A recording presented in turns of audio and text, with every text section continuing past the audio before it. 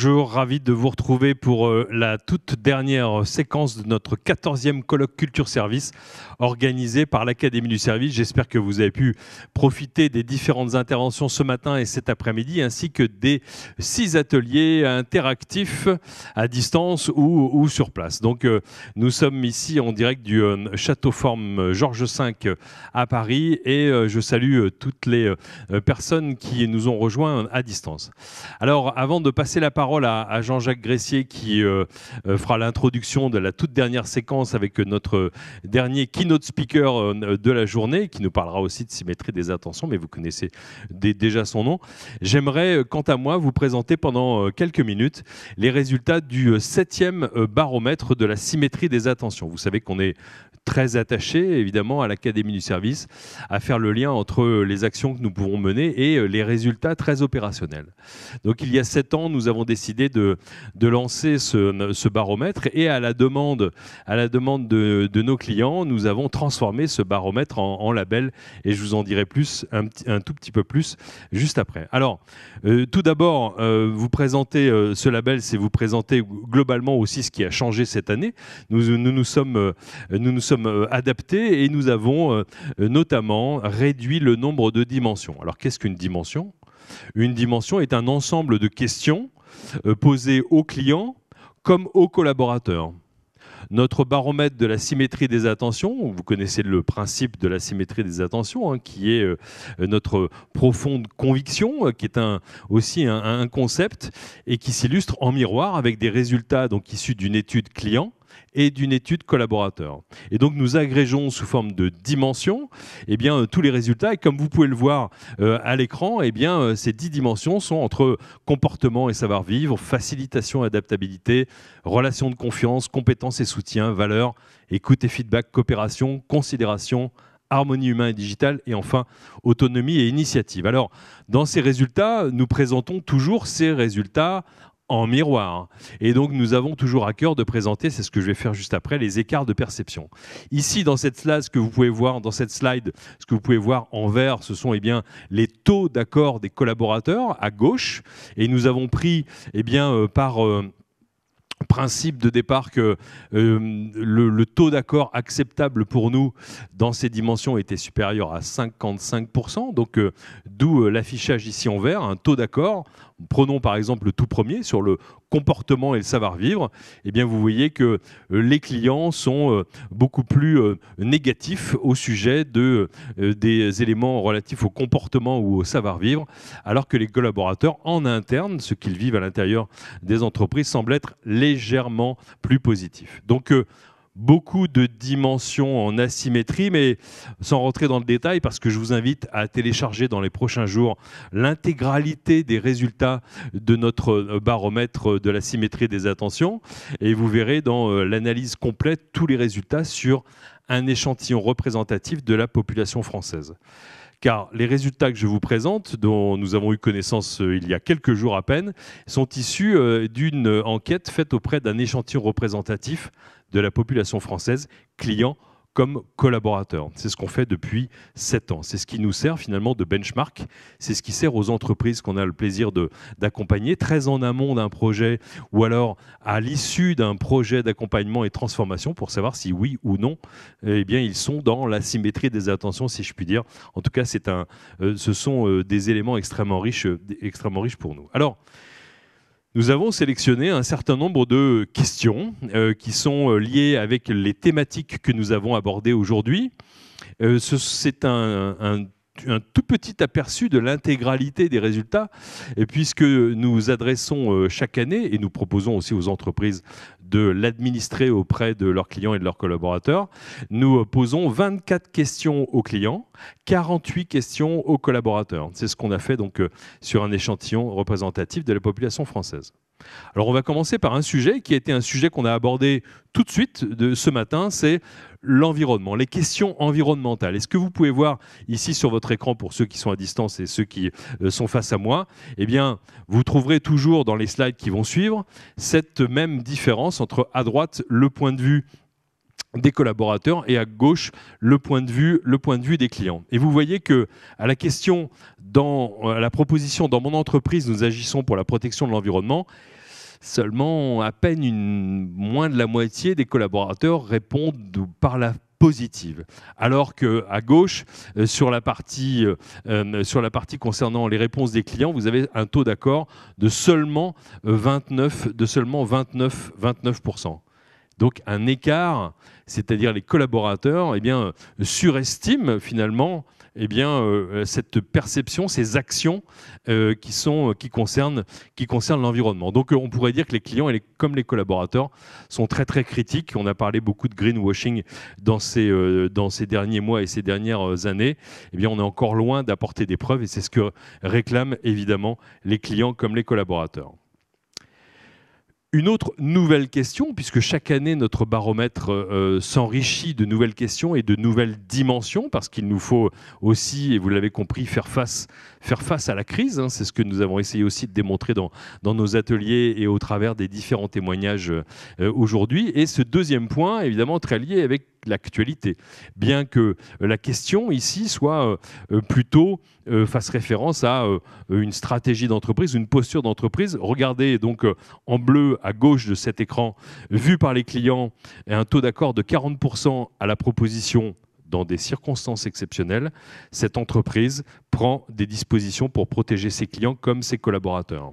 Donc visiblement, les clients n'ont pas senti dans ces derniers mois, puisque l'étude a été faite début septembre, visiblement les clients n'ont pas senti les efforts qui ont été faits par les entreprises. Parce que quand vous comparez au point de vue des collaborateurs, en revanche, les collaborateurs ont été les témoins d'actions en interne visant à prendre des dispositions exceptionnelles pour faire face aux circonstances et notamment à la crise que nous traversons. Donc là encore, un décalage et un manque finalement de preuves vis-à-vis des clients. Une autre dimension, maintenant, qui concerne évidemment toujours dans cette même lignée et de la crise que nous traversons, les clients doutent aussi des préoccupations pour la santé et la sécurité. Du point de vue des collaborateurs, donc à droite, vous voyez le résultat de 55% de taux d'accord, donc une légère majorité des collaborateurs sont d'accord avec la proposition. La santé et la sécurité des collaborateurs est une préoccupation majeure de mon entreprise. Quant aux clients, ils n'ont pas encore perçu les preuves de ce soin, de cette préoccupation pour la santé, puisque vous voyez seulement un client sur 3 est d'accord avec la proposition. La santé et la sécurité des collaborateurs semblent être une préoccupation majeure de cette entreprise. Autre dimension, la considération. Vous savez qu'on a beaucoup parlé de considération ces 12 derniers mois, dans nos différentes publications, j'ai moi-même écrit un billet de tendance au début de l'année 2020 en disant le client sera, 3 petits points, préoccupation. Et cette considération sera considération. Cette considération qui est devenue pour certaines entreprises un vrai axe stratégique, et je veux par exemple faire référence à Club Med qui était venu l'année dernière ici même témoigner de son engagement pour cette considération. Et d'ailleurs, en clin d'œil, je pourrais vous dire que la traduction de symétrie des attentions en anglais est consideration symmetry. Et là, en fait, ce qu'on pourrait dire, c'est que le contrat de considération n'est pas rempli. Il y a un écart de 24 points entre ce que pensent les collaborateurs d'une entreprise et ce que ressentent les clients. D'un côté, les collaborateurs nous disent à 66% « oui, nous faisons preuve de considération à l'égard des clients ». Donc 2/3 des collaborateurs pensent bien faire et pensent faire preuve de considération, alors que ce n'est pas du tout ressenti par les clients ici, qui sont seulement 42% à ressentir cette véritable considération.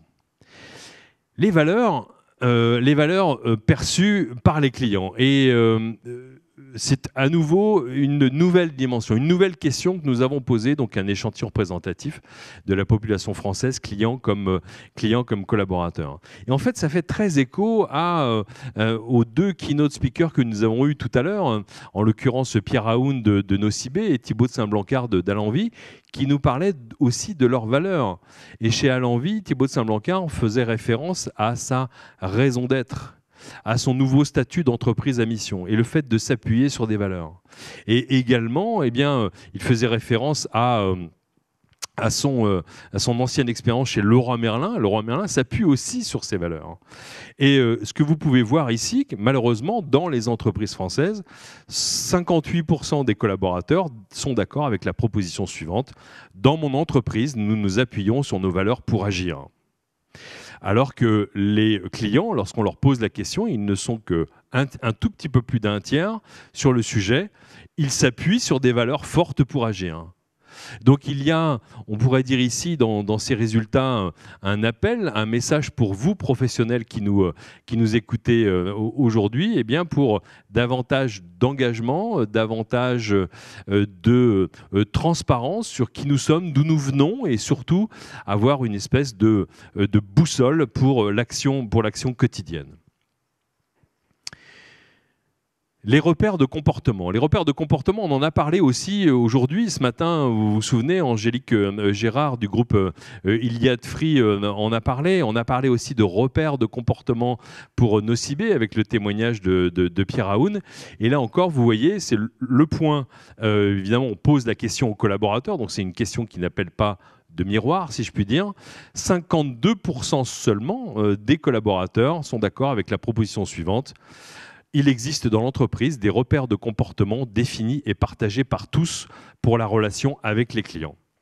Comment aider les collaborateurs, et justement c'est la transition avec les valeurs, comment aider les collaborateurs à être l'incarnation d'un positionnement sur tous les points de contact, et c'est ce que essayent de faire de nombreuses entreprises, et précisément eh bien, la symétrie des attentions appelle aussi à cette cohérence entre tous les canaux et tous les points de contact, et surtout aider les collaborateurs à dire eh bien là je suis en cohérence avec les valeurs de l'entreprise, là je ne le suis pas. Autre point, et très souvent Jean-Jacques Gressier, quand il parle de la symétrie des attentions, il rappelle que la colonne vertébrale, si je puis dire, de la symétrie des attentions est l'exemplarité managériale. L'exemplarité managériale, bien entendu, comment savoir si je me comporte correctement vis-à-vis des clients, si je ne suis pas aidé, si je n'ai pas un exemple, si je n'ai pas moi-même été l'objet d'un tant soit peu de considération, comment bien dire bonjour à mon client si eh bien, mon patron ou ma patronne n'est même pas capable de passer le nez dans mon bureau le matin. Et donc, le constat est ici, seulement 46% pardon, des collaborateurs sont d'accord avec cette proposition. Dans mon entreprise, les dirigeants et les managers font preuve d'exemplarité, avec des résultats sectoriels qui sont à chaque fois indiqués. Vous l'avez peut-être remarqué, avec des flèches hautes et des flèches basses qui vous indiquent que dans certaines entreprises, eh bien, on pourrait dire encore plus que l'exemplarité managériale est en berne. C'est le cas dans le secteur automobile, où seulement 25% des collaborateurs déclarent que les dirigeants font preuve d'exemplarité. Alors, certains d'entre vous ont certainement fait l'expérience d'un de nos ateliers, notamment sur nos outils de mise en place d'un projet d'expérience client et avec des outils de feedback. Et vous avez peut-être eu la démonstration de notre nouvelle application et notre innovation Looké, donc qui permet évidemment aux collaborateurs et aux managers eh bien, de nourrir cette culture du feedback, bien sûr, mais d'être aussi en ligne avec précisément les repères de comportement dont on parlait. Et là, en fait, c'est le moment de s'intéresser à la culture du feedback. Un des points essentiels et qu'on mesure depuis maintenant 7 ans dans toutes les entreprises, enfin dans un échantillon représentatif des entreprises françaises, clients comme collaborateurs. Et là, du point de vue des collaborateurs, vous voyez ce feedback du côté vu par les collaborateurs. Les managers encouragent le feedback vis-à-vis d'eux. Donc ça fait aussi écho à l'exemplarité, c'est-à-dire tu es mon manager, tu es ma manageuse et j'ai aussi des choses à te dire. Tu es exigeante avec moi et j'ai aussi, vis-à-vis de toi, j'ai aussi un certain nombre de choses à te dire. Donc seulement 47% des collaborateurs sont d'accord avec ça. Et à nouveau, et pardon pour les professionnels qui nous écoutent, mais le secteur de l'automobile est ici très très en retard, en tout cas sur ce taux d'accord, à seulement 26% des collaborateurs qui pensent que les managers encouragent le feedback vis-à-vis d'eux. Alors, est-ce lié à cette culture de la masculinité? Ça, je vous laisse réfléchir à ce sujet. C'est une question que je pose. Vu par les collaborateurs également à droite, les managers de l'entreprise donnent du feedback régulier aux collaborateurs, puisque c'est un véritable besoin. On est un point en dessous. Donc, on est vraiment en dessous d'un taux d'accord correct, avec seulement 46%. Et là encore, l'automobile qui est en berne avec un taux d'accord de 33%. Fatalement, et on en a parlé, on y a fait un peu référence aujourd'hui à propos de la symétrie des attentions étendues, c'est-à-dire prendre soin de ses collaborateurs, prendre soin de ses collègues, en faisant le pari qu'ils prendront soin des clients. Et dans ce prendre soin, vous avez entendu se prendre soin de ses collègues. Et donc, au sein d'une entreprise, et on a eu de nombreux témoignages aujourd'hui qui nous confortent dans cette idée, eh bien, l'enjeu de la coopération est insuffisamment ressenti par les clients, puisque évidemment, ce qui se fait à l'intérieur se voit à l'extérieur, et notamment la bonne compréhension entre la bonne coopération et la bonne compréhension des enjeux. Tout à l'heure, quand Pierre Aoun, le président de Nocibé, faisait référence à son ambition d'omnicanalité et de sans couture, eh bien, la condition est bien la coopération entre le siège et les magasins, entre le digital et le monde réel. Et fatalement, vous voyez ici que les clients le ressentent. Et malheureusement, les clients sont plutôt très négatifs, si je puis dire. Seulement 40% des clients sont d'accord avec la proposition suivante. Mes différents interlocuteurs travaillent bien ensemble pour rendre le meilleur service possible aux clients. Avec un secteur qui a malheureusement encore beaucoup d'efforts à faire dans ce domaine, c'est-à-dire les fournisseurs d'accès à Internet et la téléphonie, avec un taux d'accord de 34%, donc un tiers seulement des clients qui le perçoivent. Et à droite, du point de vue, alors la question précise vraiment la coopération, c'est-à-dire on pose la question aux collaborateurs, mon entreprise favorise la coopération entre les services et départements pour rendre le meilleur service possible aux clients. Et là, on est dans un taux d'accord acceptable, mais encore moyen, dans la barre de 55% que nous avons déterminée.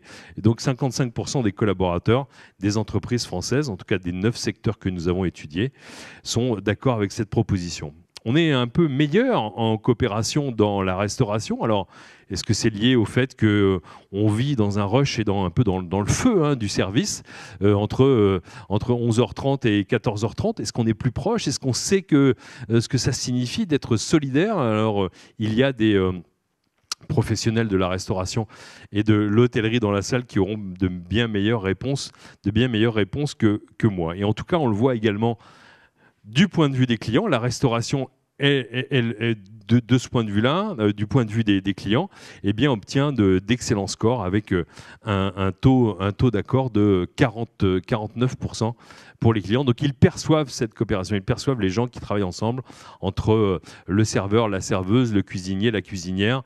On semble être solidaires. Je vous rapporte tout de suite votre steak s'il n'est pas bien cuit. Et vous connaissez tous ces exemples qui témoignent d'une bonne ou d'une mauvaise coopération en interne, un des points essentiels selon nous de la symétrie des attentions. Alors on en a beaucoup parlé, même ces dernières années, pendant une des éditions du colloque Culture Service, et cette année encore, souvenez-vous, dans les différentes interventions depuis ce matin, aussi bien de Angélique Gérard de Iliad de Frick, Pierre Aoun de Nocibé à nouveau, l'harmonie humain-digitale. Cette harmonie humain-digitale qui a beaucoup progressé ces 7 dernières années selon notre baromètre, en tout cas dans la perception client et dans la perception collaborateur, semble marquer un temps d'arrêt cette année. Donc vous voyez ici la question posée aux collaborateurs. Dans mon entreprise, on concilie harmonieusement le digital et la relation humaine, donc c'est la partie droite de l'écran, un taux d'accord de 53%, avec l'e-commerce et la banque qui sont à un niveau de 62%, où on est habitué depuis très longtemps, évidemment, à mixer l'humain et le digital. Alors vous direz que dans l'e-commerce, c'est principalement le digital, bien entendu, et on est très en contact au quotidien avec les clients. Dans la banque, et ce n'est pas Laurent Garnier de KPM que je vois ici, et que vous avez peut-être entendu tout à l'heure en atelier, qui me dira le contraire, dans la banque, on a beaucoup investi sur tous les canaux de relation avec le client et on progresse à grands coups de formation depuis des années sur eh bien, cette harmonie en interne. En tout cas, les collaborateurs semblent de plus en plus agiles à combiner le monde réel et la relation à distance et numérique. Néanmoins, le constat nous montre, outre cette stagnation à laquelle je faisais référence, c'est que les collaborateurs surestiment de 13 points cette harmonie humaine-digitale. Parce que ce qui compte vraiment, et c'est ce qui nous intéresse dans notre baromètre chaque année, et c'est dans ce qu'on fait pour certains d'entre vous ici dans la salle, nous mesurons les écarts de perception. Entre ce que je pense être finalement le fait de concilier harmonieusement le digital et la relation humaine dans mon entreprise et ce que perçoivent in fine les clients, hein, vous voyez 40% de taux d'accord, 13 points d'écart de perception entre les deux. Et vous voyez ici la grande distribution hein, qui déclare dont les clients déclarent seulement à 34%, seulement un client sur 3 des hypermarchés et des supermarchés dit qu'il concilie harmonieusement le digital et la relation humaine. Ce digital dans lequel ils ont été véritablement, pour certains d'entre eux, projetés dans les derniers mois, avec évidemment le développement du e-commerce, le développement des drives qui étaient déjà présents, mais qui a connu, comme l'a dit aussi tout à l'heure Pierre Aoun en commentaire sur le développement des usages du digital pendant la crise du Covid, eh bien, fatalement, eh bien, on doit faire des investissements dans cette période, mais les clients ne ressentent pas encore que les choses soient tout à fait, pour reprendre à nouveau ces mots, sans couture, si je puis dire. Un point qui nous passionne à l'Académie du service, et là je dirige mon regard directement vers Jérôme Fier, que vous avez vu ce matin, sur les situations difficiles.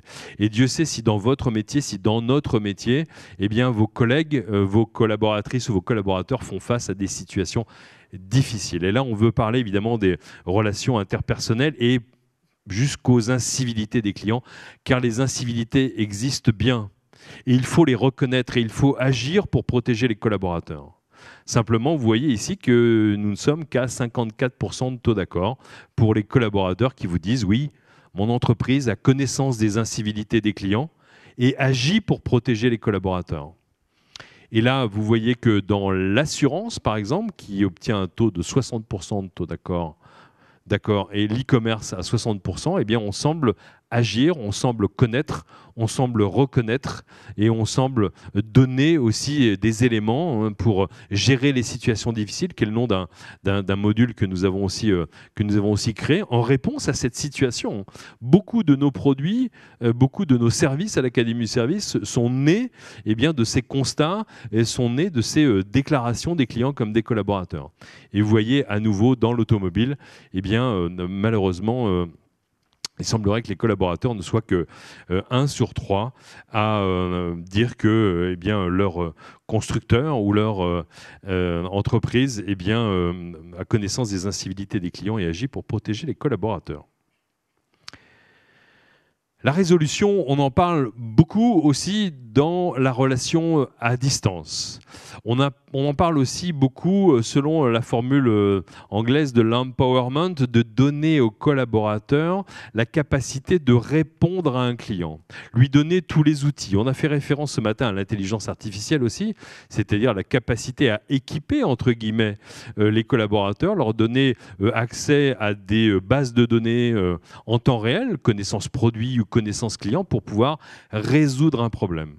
Et d'ailleurs, derrière ce résultat se cache aussi une grande réflexion autour des KPIs de la relation client, c'est-à-dire les indicateurs les plus importants. Et on voit émerger de plus en plus, et c'est une information que je vous délivre, qui est issue de nos observations et des travaux que nous menons avec des entreprises, eh bien de plus en plus, on mesure eh bien, la résolution au premier contact, la résolution au premier appel, le fameux once and done. C'est la capacité finalement, pas à répondre le plus vite possible, pas à avoir une conversation la plus courte possible, non, mais c'est de répondre à un client et lui apporter évidemment toutes les réponses et une solution pour ses problèmes. Et là encore, c'est le plus gros écart de perception.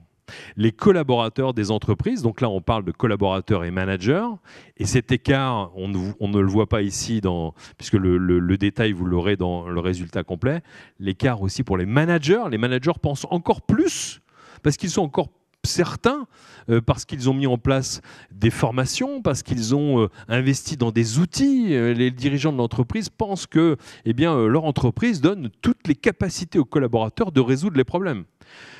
Donc vous voyez ici ce taux d'accord à 70%, les collaborateurs disent nous faisons en sorte que les problèmes de nos clients soient résolus. Bien sûr, et vous allez voir que ça fera écho aux résultats que je vais vous présenter aussi en conclusion. Alors que les clients disent avec eux, je n'ai pas à faire des efforts pour que mes problèmes soient résolus. Ils ne sont que 38%. Et vous voyez ici apparaître l'immobilier, qui est un nouveau secteur que nous avons intégré cette année à notre benchmark et à l'étude de nos secteurs, parce que nous travaillons avec des entreprises issues de celui-ci et qui nous réclamaient aussi un benchmark des résultats de notre baromètre de la symétrie des attentions. Donc un écart de perception le plus important, 31 points entre, nous pensons être capables de résoudre les problèmes des clients. En tout cas, on donne le maximum et dans la réalité, les clients ont la dent plutôt très dure. Dernière question en Zoom, et après j'aborderai la conclusion. C'est finalement ce qui compte, et vous avez été nombreux à poser des questions à distance et ici à nos différents invités sur l'initiative, sur ce dont je parlais juste avant, et vous ne m'en voudrez pas d'utiliser un mot anglais sur l'empowerment, c'est la capacité des collaborateurs, leur autonomie, et là vous voyez à nouveau un grand écart de perception. Avec d'un côté, à droite, le point de vue des collaborateurs, la prise d'initiative est encouragée, le droit à l'erreur est reconnu, on a un timide 51%. Dans l'automobile, à nouveau 34%, ou des collaborateurs qui estiment que seulement que la prise d'initiative est encouragée et le droit à l'erreur est reconnu. Dans l'e-commerce, et on pourrait peut-être y voir aussi la bonne capacité managériale dans ce secteur, qui explique peut-être les bons résultats de satisfaction, qui explique peut-être la croissance de ce secteur, on a un taux d'accord qui est à 62%. De l'autre côté, malheureusement, et c'est un des plus mauvais chiffres pour la grande distribution et les fournisseurs d'accès à Internet et la téléphonie, à 27% de taux d'accord, un collaborateur sur 4 est d'accord avec la proposition. Ils sont capables, un client sur 4 est d'accord avec la proposition. Ils sont capables de s'affranchir des règles pour me satisfaire. S'affranchir des règles pour me satisfaire, on peut le décréter, mais vous voyez bien que l'enjeu ici est un enjeu managérial. Ma capacité à accompagner les collaborateurs, leur donner plus d'autonomie, leur accorder le droit à l'erreur, qui semble être le grand Eldorado du management à venir, puisque finalement c'est ce dont les collaborateurs ont besoin, plus de liberté, plus de responsabilité, et c'est ce que réclament aussi les clients, très en lien avec la capacité de résolution aussi, c'est-à-dire je veux des personnes, des interlocuteurs valables, des personnes qui pourront aussi être davantage engagées ou se réjouir de pouvoir résoudre mon problème face à moi. Dans cette conclusion, rapidement, vous dire, cet écart de perception, nous le mesurons évidemment question par question, mais nous le mesurons globalement. Et pour celles et ceux qui sont habitués de ce colloque de Culture Service chaque année, vous voyez inlassablement depuis 7 ans cette même slide, et cette même slide qui descend, qui varie avec un nombre de points entre 16 et 20 points, 16 points d'écart de perception entre la satisfaction réelle des clients à 50% et l'estimation qu'en font les collaborateurs, tout secteur confondu. Soit les collaborateurs pensent que les clients sont satisfaits à hauteur de 66%. C'est tout à fait légitime, bien sûr, vous le savez. On a fait de nombreuses publications et d'analyses à ce sujet, puisque on pense, et c'est tout naturel, que les collaborateurs donnent le meilleur d'eux-mêmes et rentrent chez eux le soir avec la satisfaction du travail bien fait, d'avoir suivi les règles, d'avoir suivi les procédures, d'avoir en fait donné le meilleur d'eux-mêmes, mais ils n'ont pas toujours connaissance de la réalité de l'expérience client, de la réalité de la perception des clients. Et vous voyez que les écarts sont très importants selon les secteurs d'activité. On retrouve malheureusement 37 points d'écart dans la téléphonie et chez les fournisseurs d'accès à Internet, la moyenne étant à 16. Et puis dans la restauration, où finalement on est très très proche de la réalité du client. Et on a aussi une grande chance, dans ce secteur, c'est qu'on est tout à fait en lien avec la voix du client, qui est permanente et qui est publique, grâce notamment au site d'avis clients. Ma conclusion est très rapide. Ce baromètre a donné naissance à un label et je suis très heureux d'avoir face à moi Antoine, qui est le représentant de Cofidis, qui a été l'entreprise qui est montée sur scène l'année dernière, qui était la première entreprise à avoir obtenu ce label Équipe heureuse, client heureux. Comment se déroule ce label et son explication très rapidement. Eh bien, je vais peut-être vous raconter l'histoire de Cofidis rapidement. Nous avons proposé à Cofidis d'administrer ces 24 questions aux clients de Cofidis, ces 48 questions aux collaborateurs de Cofidis et 48 questions aux dirigeants de Cofidis. Donc aux deux dimensions que je vous ai présentées, on ajoute une troisième dimension, c'est-à-dire le point de vue des dirigeants. Et nous mesurons et nous dévoilons les écarts de perception entre ce qu'imaginent, ce que pensent, ce qu'ambitionnent les dirigeants, ce que vivent les collaborateurs, et puis ce que perçoivent les clients in fine. Et en fait, pour obtenir ce label, et ça a été le cas de Cofidis l'année dernière, et bientôt nous allons reprendre, après avoir publié cette étude, une nouvelle vague d'enquête, il faut atteindre un taux d'accord de 70% en moyenne sur les trois dimensions. Donc en conclusion, avant de passer la parole à Jean-Jacques Gressier, c'est vous dire que oui, la réponse à la question « Est-ce que la symétrie des attentions se mesure ?» Bien sûr, elle ne fait pas que se décréter, on peut l'incarner, on peut la vivre, on peut en parler, c'est ce qu'on a fait pendant toute la journée. Et nous essayons pour vous d'en apporter tout simplement les preuves grâce à ce baromètre. Donc c'est le moment où je me tourne vers Jean-Jacques Gressier, qui est le leader au service de l'équipe à l'Académie du Service, pour cette séquence de clôture, et comme promis, les 30 minutes inspirationnelles pour clôturer ce 14e colloque Culture Service. Jean-Jacques Gressier nous rejoint et la parole est à toi pour présenter notre invité. Je vous remercie beaucoup.